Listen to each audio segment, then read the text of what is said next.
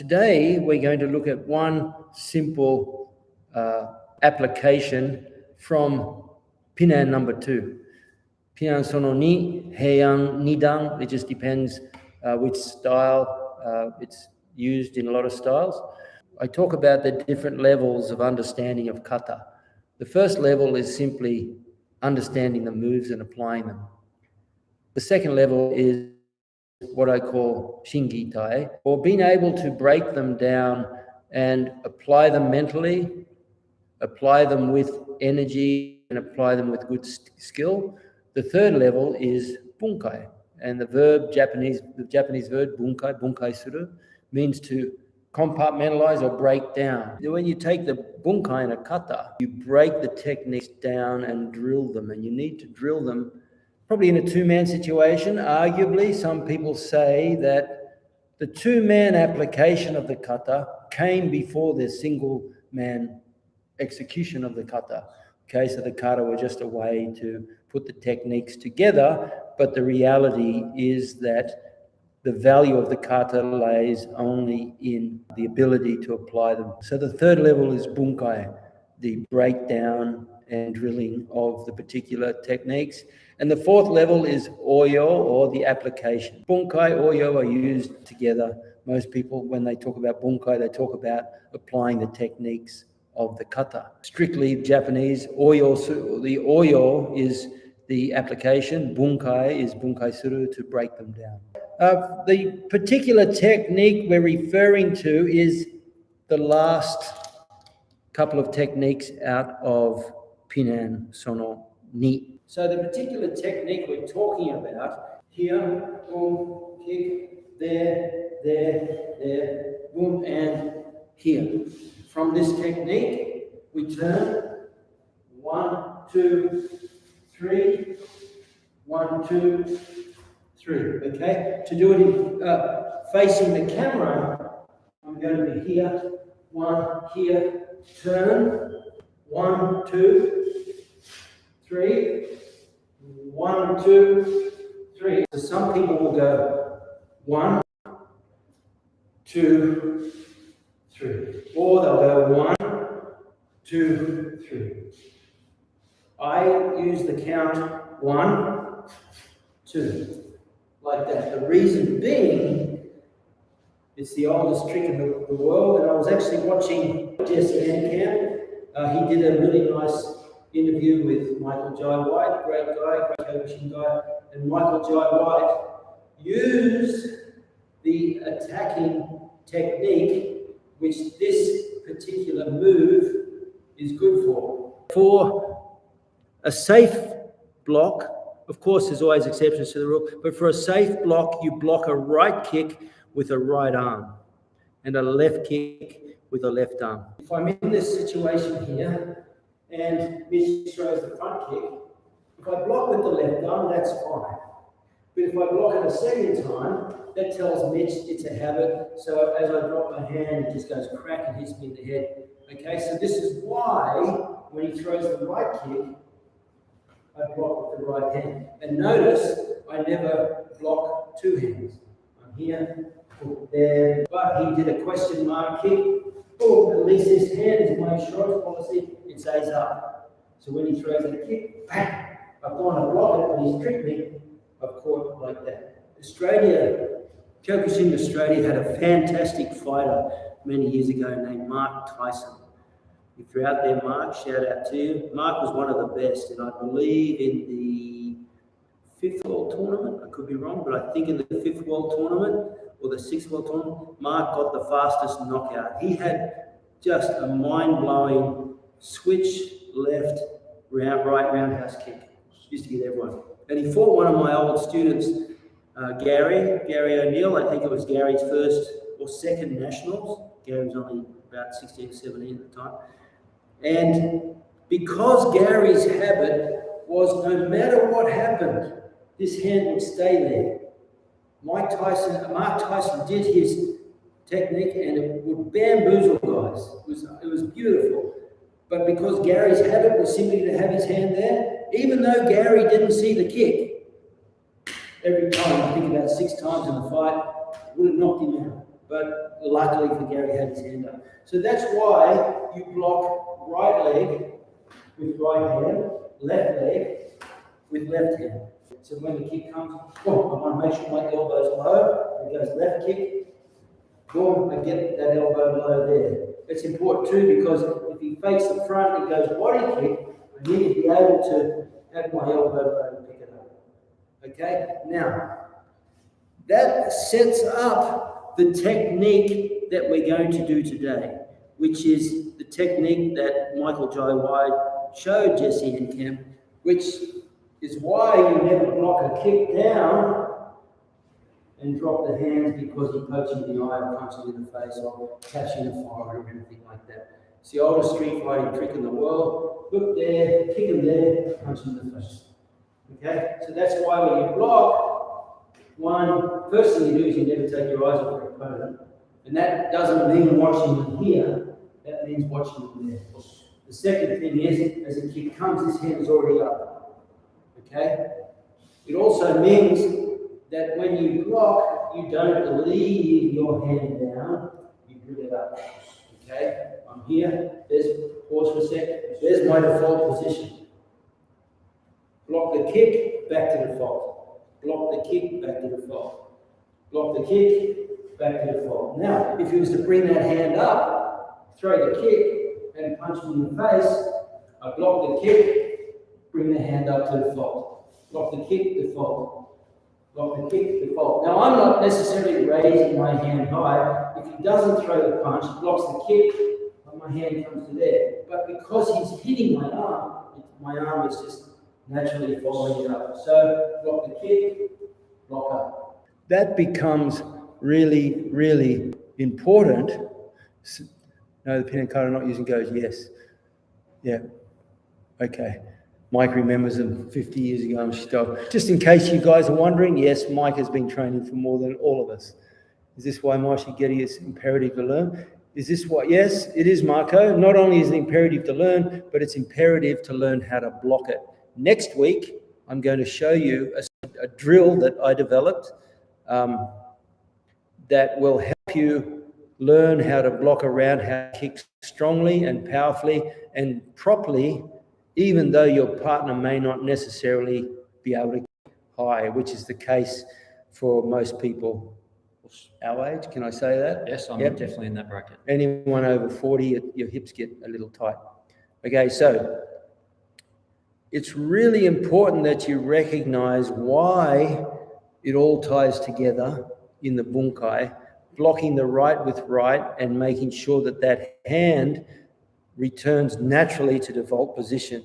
And this is why when I do the actual kata to a count, I'll go ku, ju. There. I won't go ku, ju. Because you've missed the timing.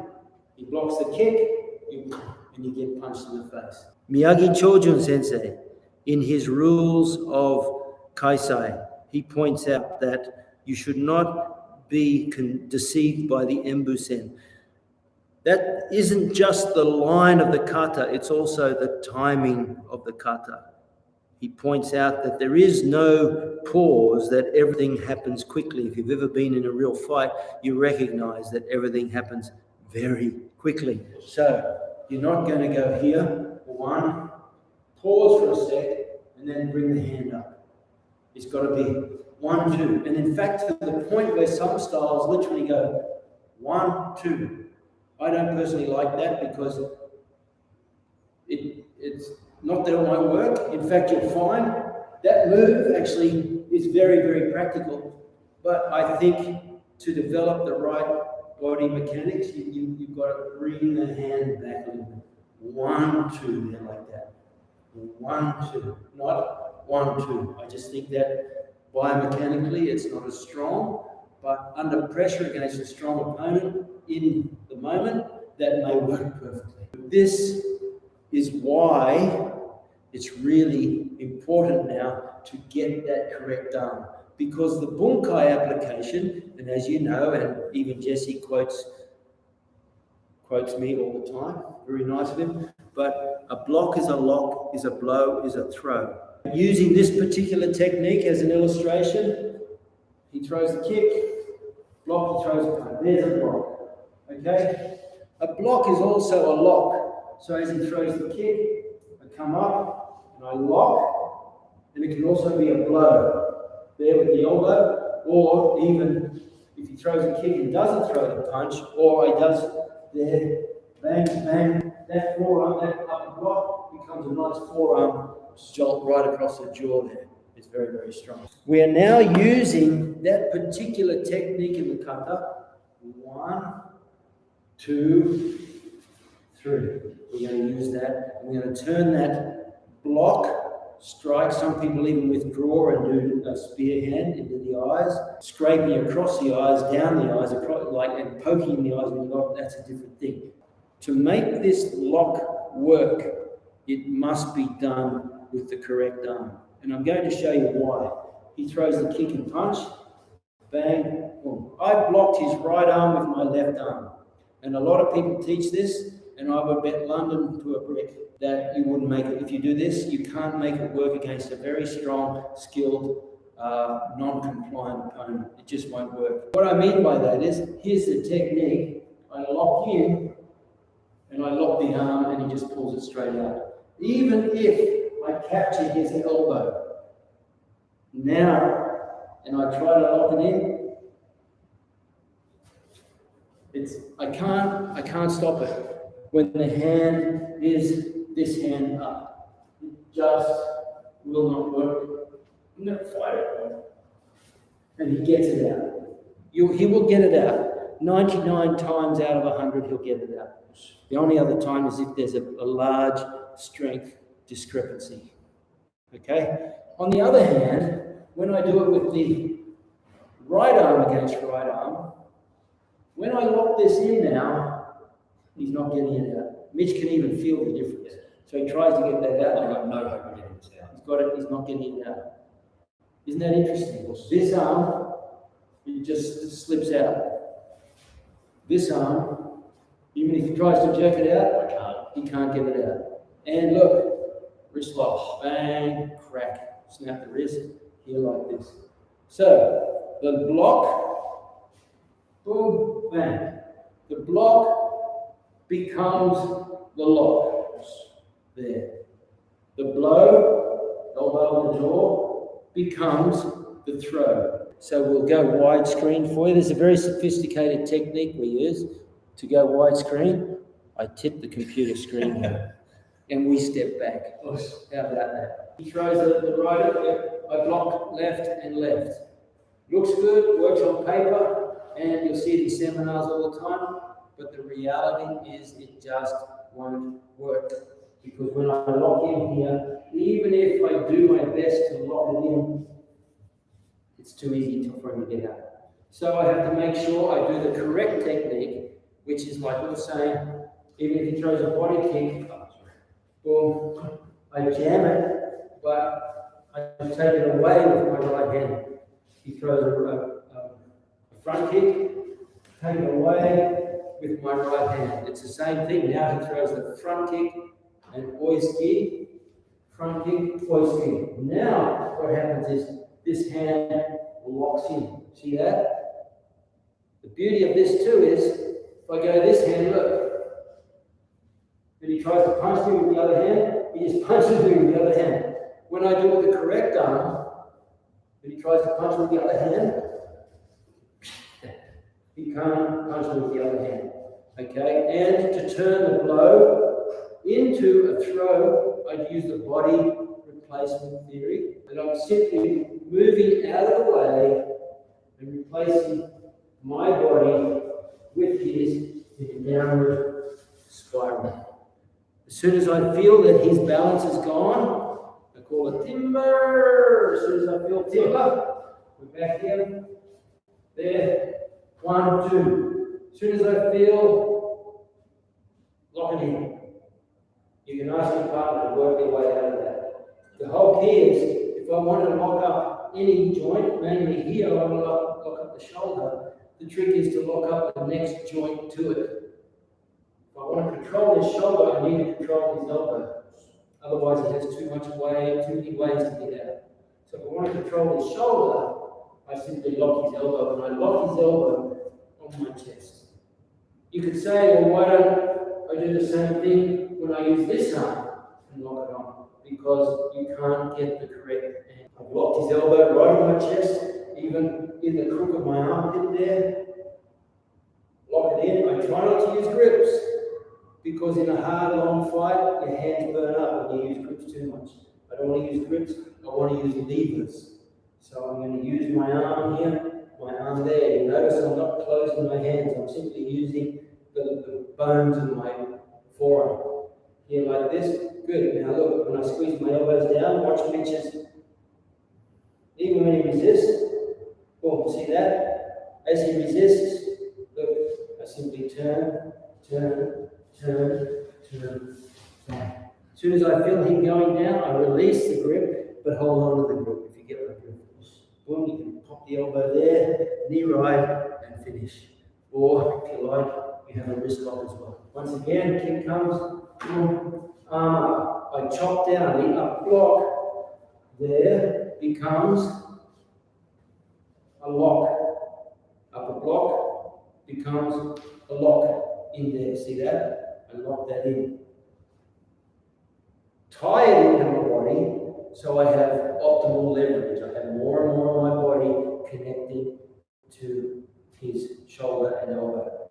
I squeeze, I create the lock with my arms by using bone, and I simply step forward, step around, drop my shoulder down. As soon as I feel him go, I let go and I put pressure with the knee. The amount of connectivity that you have to my elbow and forearm and wrist is, when you do it with the appropriate arm, is just, yes, I'm stuck to you. It's that leverage principle. Yeah, I mean, last week, Sensei Mike mentioned muchimi.